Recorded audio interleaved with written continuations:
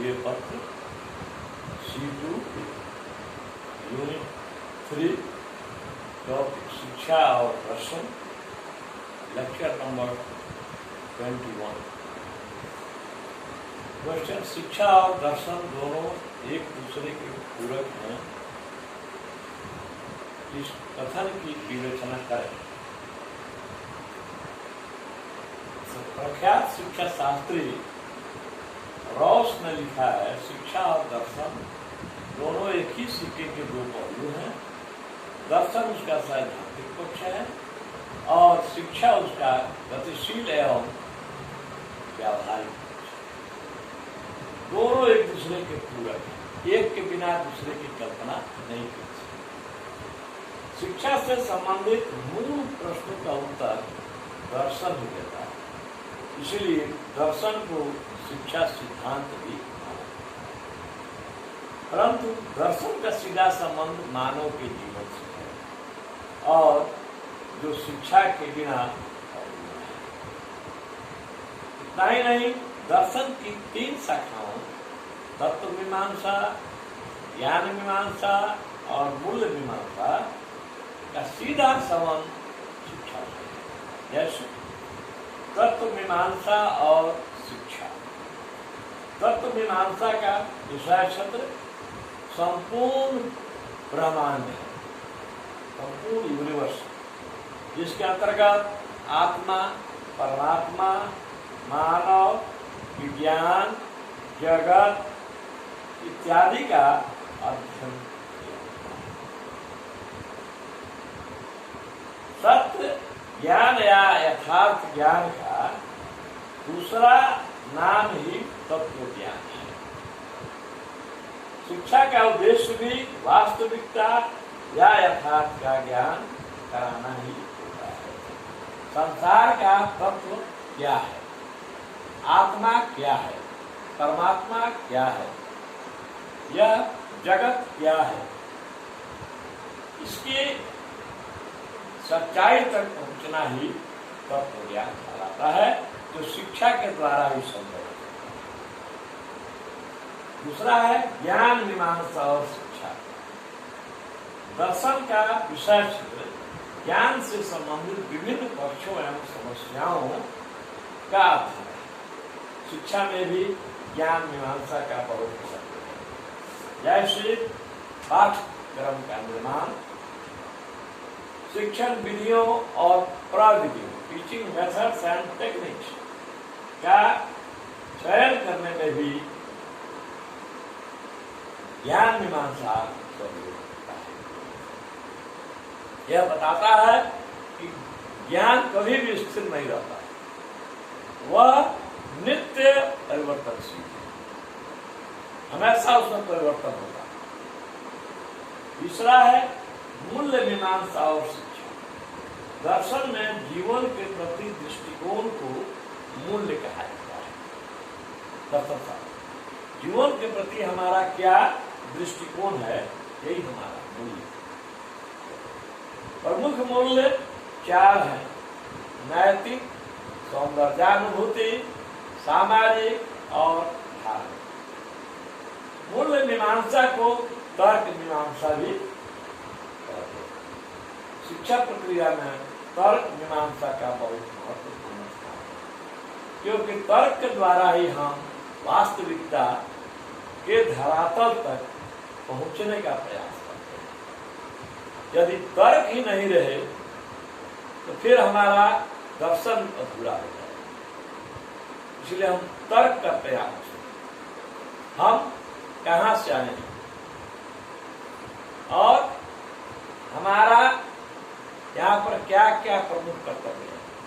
कर्तव्य करने के बाद पुनः हमको कहाँ लौट कर जाना है, ये सब तर्क के द्वारा हम उचित अनुचित, धर्म अधर्म, विवेक अविवेक, दूध और पानी को अलग अलग करते हैं। जिस प्रकार बगुला जो है, बगुला के सामने अगर दूध और पानी मिलाकर रख लिया जाता है, वह दूध को अलग कर देता है, पानी को अलग कर देता है, दूध को पी लेता है, पानी छोड़ देता है।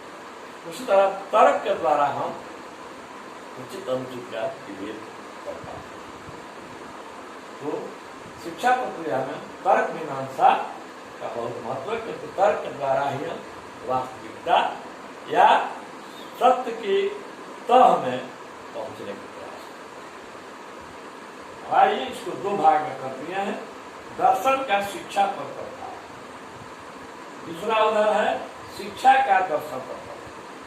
पहले हम लोग दर्शन का शिक्षा पर प्रभाव बताएंगे। पहला है दर्शन और शिक्षा के उद्देश्य। ज्ञान डीवी के अनुसार दर्शन का सीधा संबंध शिक्षा के लक्ष्यों को निर्धारित करने से। दर्शन के द्वारा जीवन के मूल्यों का ज्ञान प्राप्त होता है और शिक्षा के द्वारा इन मूल्यों की प्राप्ति। दर्शन हमें जीवन के मूल्यों का ज्ञान प्राप्त और शिक्षा उन मूल्यों को प्राप्त करने का साधन प्राप्त करना है। दूसरा है दर्शन और पाठ्यक्रम।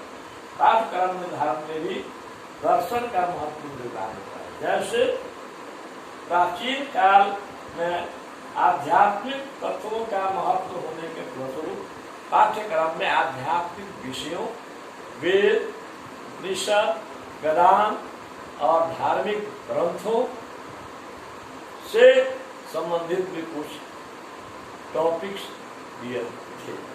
लेकिन आज के युग में, आधुनिक काल में विज्ञान को अधिक महत्व देने के कारण पाठ्यक्रम में भौतिकी, रसायन शास्त्र और जीव विज्ञान आदि विषयों को या फिर पॉलिटेक्निक और इंजीनियरिंग इत्यादि विषयों को अधिक महत्व दिया जा रहा है और पाठ्यक्रमों विषयों का समावेश किया।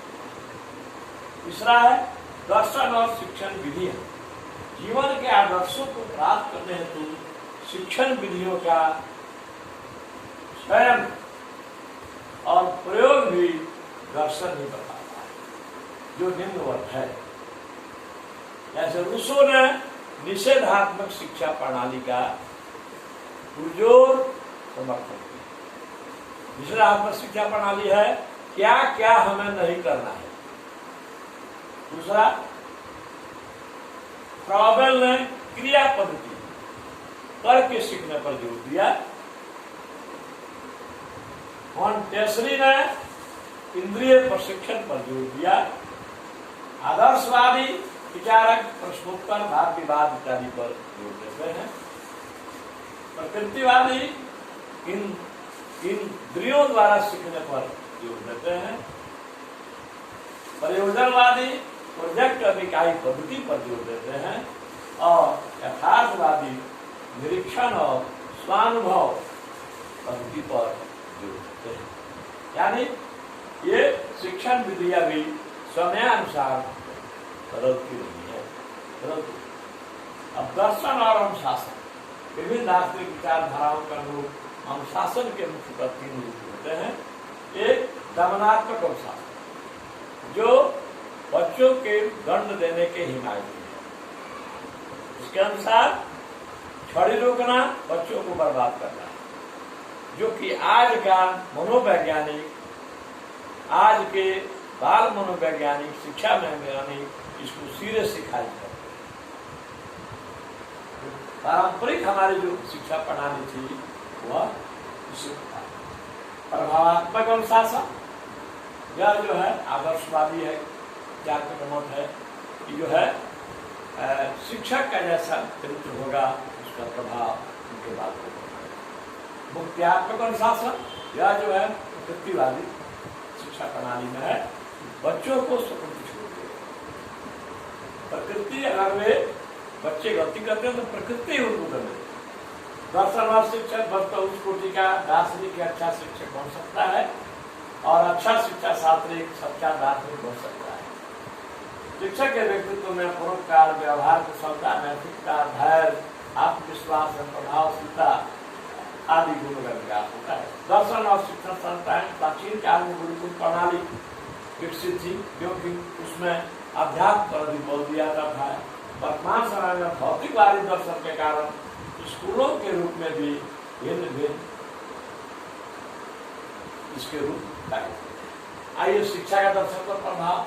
शिक्षा जीवन दर्शन को निश्चित प्रकार प्रभावित करती है। शिक्षा जीवन को निश्चित दिशा प्रदान करके स्वयं के दर्शन निर्माण हेतु मानव को तैयार करती है। शिक्षा के माध्यम से दार्शनिक विचार एक पीढ़ी दूसरी पीढ़ी तक हस्तांतरित होते रहते हैं। अतः शिक्षा के द्वारा प्राचीन दर्शन पीढ़ी के शिक्षा के द्वारा प्राचीन दर्शन का नवीन दर्शन के साथ समायोजन होता रहता है। तीसरा, शिक्षा दर्शन को व्यावहारिक रूप देती है जिसके माध्यम से मानवीय जीवन को दृश्यों को प्राप्त किया जाता है। चौथा, शिक्षा आध्यात्मिक आदर्शों सत्यम शिवम सुंदरम को प्राप्त करने में सहायता प्रदान करती है। पांचवा, शिक्षा व्यक्ति को विवेकशील बनाती है जिससे अभिभूत होकर वह मानव उचित और अनुचित, दूध और पानी में अंतर कर पाता है। जैसे प्रयोग के द्वारा मानव विज्ञान को वरदान भी बना सकता है और प्रयोग के द्वारा ही अगर उसमें विवेकशीलता की कमी होगी तो यह विज्ञान हमारे लिए अभिशाप भी कर सकता है। प्रयोग विवेचन स्पष्ट है कि शिक्षा और दर्शन दोनों एक दूसरे से अंतर संबंधित है। संबंधों के परिणाम स्वरूप इस नवीन ज्ञान का उद्भव होता है, उसे शिक्षा दर्शन की संज्ञा दी जा सकती है। धन्यवाद।